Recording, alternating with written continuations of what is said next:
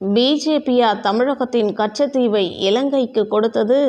இல்லை, காங்கிரஸ் திமுக. பிஜேபியா இலங்கையில் 1.5 லட்சம் தமிழர்கள் கொல்லப்படும் பொழுது இந்தியாவில் ஆட்சி இருந்தது? இல்லை, காங்கிரஸ் திமுக. தமிழகத்தில் ஜல்லிக்கட்டு விளையாட்டை தடை செய்தபோது பிஜேபியா இந்தியாவில் ஆட்சியில் இருந்தது?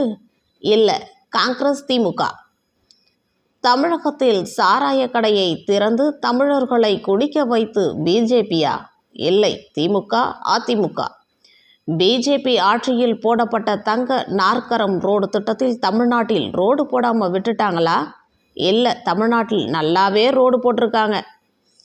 பிஜேபி ஆட்சியில் தடுப்பூசி போடும் பொழுது கொரோனா சமயத்தில் தமிழ்நாட்டில் யாருக்காவது தடுப்பூசி போடாமல் விட்டுருக்காங்களா? இல்லை, எல்லாருக்கும் தடுப்பூசி போட்டாங்கப்பா. பிஜேபி ஆட்சியில் விவசாயிகளுக்கு வருஷம் 6000 ரூபாய் கொடுக்கும் திட்டத்தில் தமிழக விவசாயிகளுக்கு கொடுக்கலையா? இல்லை, கொடுத்தாங்க. பிஜேபி மத்தியில் ஆட்சிக்கு வந்ததுக்கு அப்புறம் தமிழக மீனவர்கள் இலங்கை கடற்படையால் சுட்டுப்பட்டு இறந்தார்களா? இல்லை. திமுக ஆட்சி தானே நடக்குதுன்னு எந்த திட்டத்தையாவது தமிழகத்திற்கு மட்டும் கொடுக்காம நிறுத்தினாங்களா?